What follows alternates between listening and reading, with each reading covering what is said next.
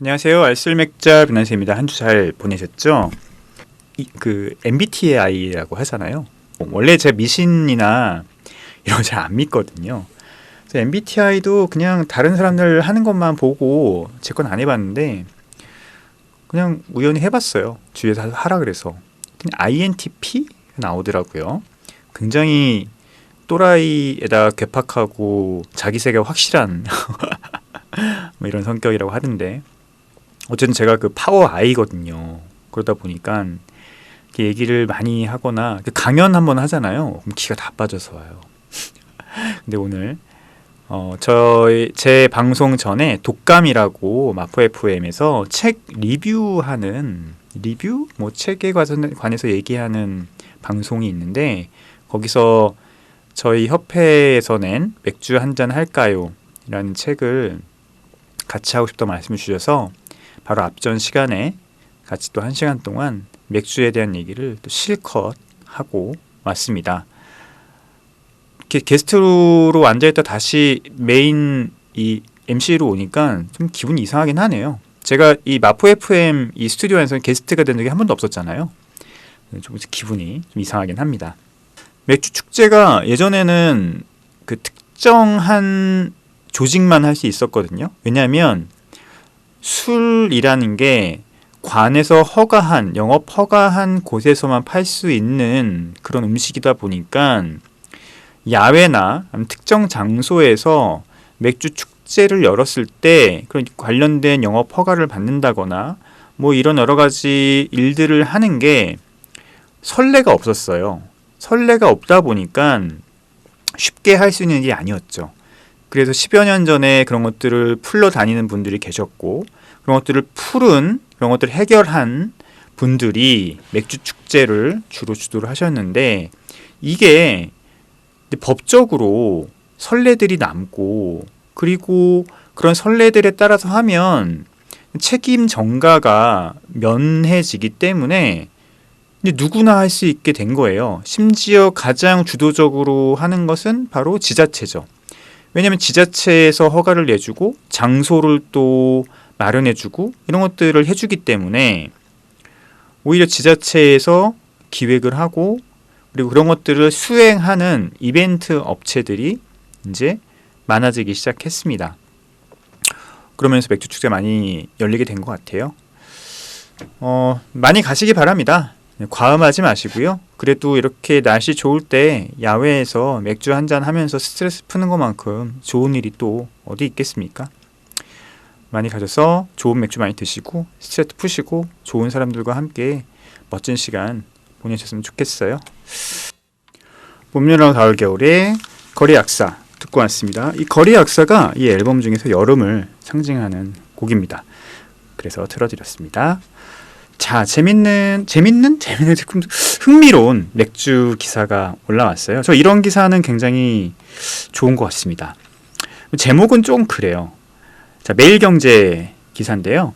제목은 좀 이상해요. 이게 저도 오마이뉴스에 올릴 때 좀 가끔씩 그렇게 느낄 때가 있는데, 제목과 내용이 좀 안 맞는 경우들이 있거든요. 왜냐면 제목은 뭐랄까요, 한 번에 이 클릭을 유도를 해야 되기 때문에 흥미로운 내용들, 흥미로운 주제를 잡는 경우들이 있어요. 내용은 조금 안 그런 경우들이 있는데 이 기사가 좀 그런 것 같습니다.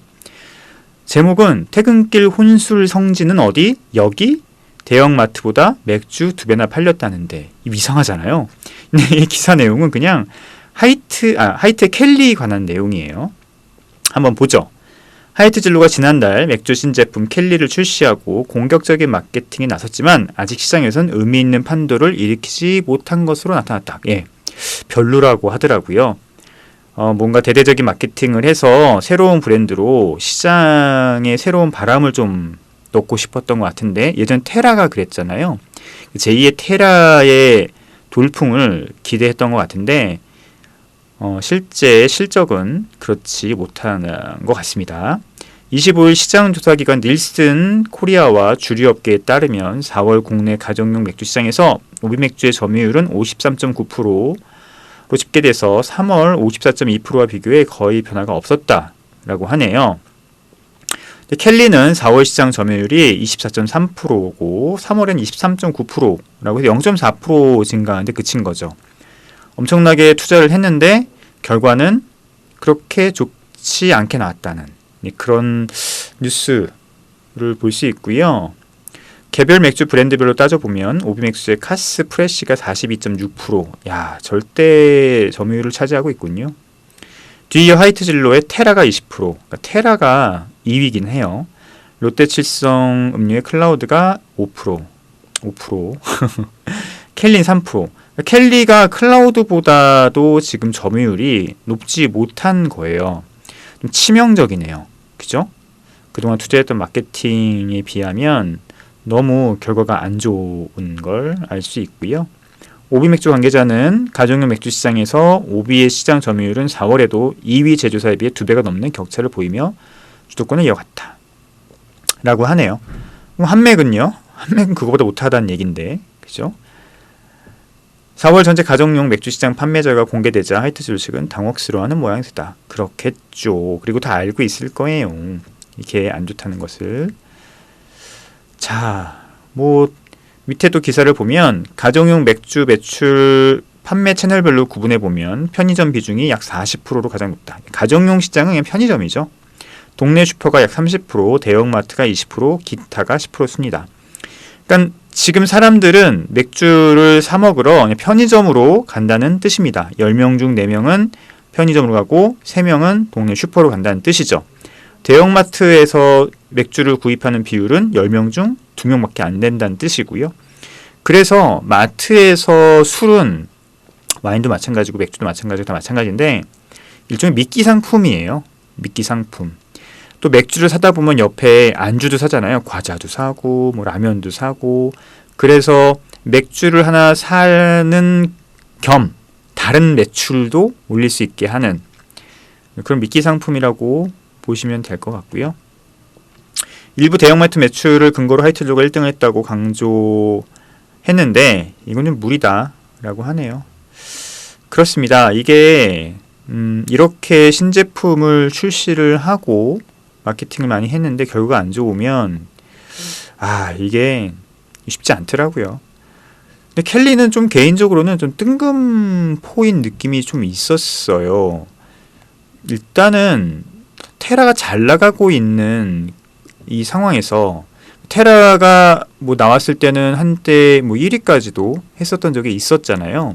물론 지금은 다시 카스한테 밀렸지만 그러면은 그 테라를 다시 점유율을 올릴 수 있는 다른 방법들을 좀 고민하고 그쪽에 마케팅을 좀 집중을 해서 하는 게 더 효율적이지 않았을까라는 생각을 하는데 뜬금없이 신제품을 들고 나와서 여기에 막 자원을 쏟아부는 거 보면 이게 단순히 시장 1위를 하려고 하는 전략적인 모습이 아닌데 라는 생각을 개인적으로 좀 했고 다른 목적이 뭐가 있나? 라고 했는데 역시 그런 게 있긴 하더라고요.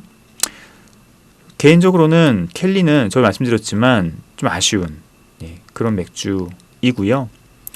포장이나 아니면 병 색깔 이런 것들에 대해서는 굉장히 고민을 많이 한 느낌인데 저는 이름이 좀 마음에 안 들어요. 켈리. 요즘 이름이 아니에요. 이거는.